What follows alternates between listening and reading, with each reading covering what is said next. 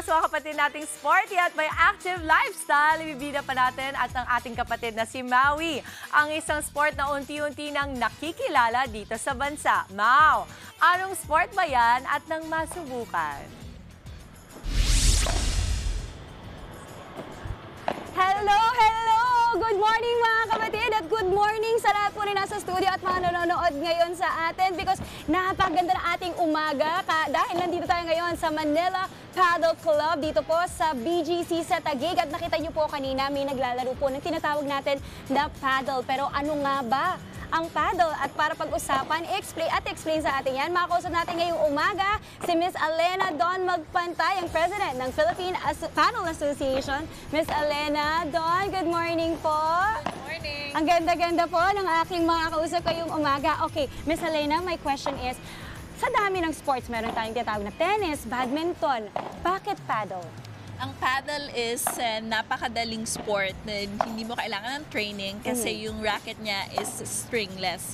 So, napaka-social ng sport na ito kasi apat lagi yung naglalaro. Okay. So, similar siya sa tennis and squash, pero mas madaling version. Okay. So, nung kanina sinabi mo, apat dapat, hindi pwedeng dalawa lang? Hindi pwedeng dalawa lang. Pwede kayo mag-practice, pero yung mismong laro, apat dapat. Okay. At para sa anong edad po pwede itong paddle? Meron kaming mga naglalaro na starting from 4 years old hanggang 80 years old. So, pwede siya kahit anong age. Okay, pero kailangan strong ng legs mo? Kailangan ba may mga ganun ba tayong restrictions? Hindi naman. Kasi itong sport na to, yung mga ex-tennis players na may injury na, nagtra-transition sa paddle kasi yung court natin is artificial turf. Okay. And in terms of burning calories, kasi I'm sure masaya talaga itong sport na to. And namanggit po sa akin kanina off-cam that it's very addicting. Nakaka-addict daw po mga kapatid. Pero in terms of sa mga gusto pong magpapayat o gustong maging mas healthy, mga ilang calories kaya ang malulus ng mga players if ever? 600 to 800 calories per hour ang Per paddle. hour! Oh my gosh, ilang cheeseburger na po yan at fries mga kapatid at ilang bandihadong kanin na yon, di ba? Wow, okay, it's very, very nice kasi sa health natin marami din siya talagang benefits. Okay, pag-usapan po natin kailan po ba na-establish itong Philippine Paddle Association? Actually, ngayon nga is yung 3-year anniversary ng paddle sa Pilipinas. So, ang Philippine Paddle Association was established in 2021. Wow. And ang Manila Paddle Club is kasabay din ng Philippine Paddle Association. So, dito nagsimula talaga yung paddle. And ngayon, mag-host tayo ng first International Paddle Federation Tournament. Ang galing! Okay, I'm sure marami pong nakaabang dyan, lalo na po yung mga pro paddle players natin. Miss Alena, paki-imbitahan na po ang ating mga kapatid na dumalaw at itry itong Manila Paddle Club.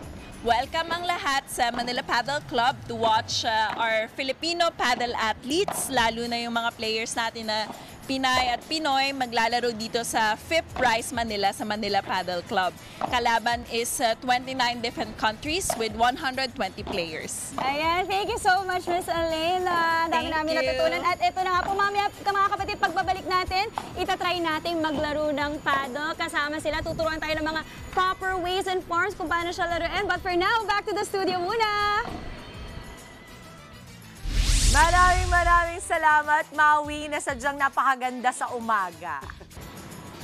Hello again! Nandito pa rin tayo sa Manila Paddle Club, dito pa rin sa BGC. At eto na, nakita niyo na, meron akong hawak na paddle ngayon. At I think it's time para matuto tayo kung paano nga ba maglaro ng paddle at pag-usapan ang basics niyan. At para tulungan tayo dyan, tatawagin ko po ngayon si Miss Jessica Agra, ang team captain ng Women's Team of Philippine Paddle Association, as well as si Miss Bambi Zoleta, member of the Philippine Paddle Association.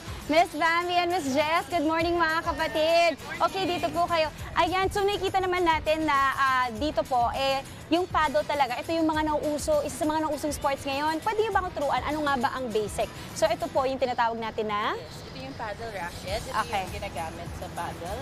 Maliit siya pero a bit heavier than a tennis racket. Okay. Actually. So una, yung grip.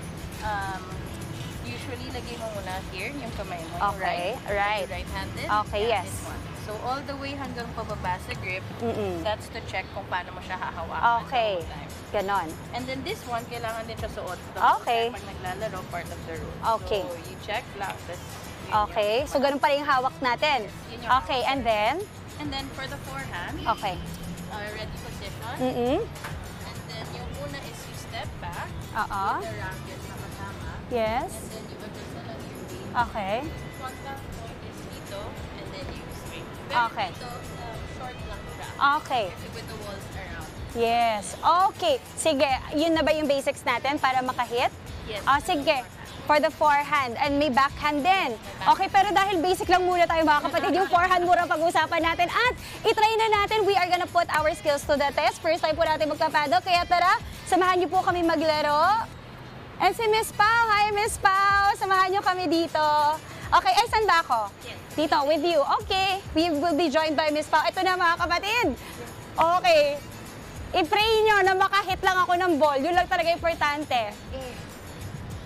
Tapos kailangan yung bola mag-over doon, ano? Okay. Ah! Napalakas! Pero natamaan! Okay! Okay. Diba? Okay, isa pa. Kaya isa pa? One lang, last. Baka sabihin nila chamba eh. Ay! Okay. Isa pa. Last na. Yun! Yes! Okay! Okay, ready na tayo mga kapatid! Ayan! Ang saya-saya! Ang saya naman pala dito sa Paddle Club, di ba, dito sa BGC. At ayan po mga kapatid, sa mga gusto mag-try, i-check nyo na yan. Dito lang po yan sa BGC. At for now, back to the studio. Pero bago tayo mag-back to the studio, I wanna greet a happy birthday sa pinakamamahal namin si Mama Dimples. Mama Dimples, I miss you so much. Happy birthday. Ayan, Miss Jess. And of course, thank you, Miss Bobby, Miss Pao. Maraming salamat. Back to the studio! Mga kapatid, Maui David po. Simula ng inyong araw na may alam at may pakialam sa mga may init at umaaksyong balita sa bansa. Para maging una sa balitaan, mag-subscribe at mag-follow sa social media pages ng News 5.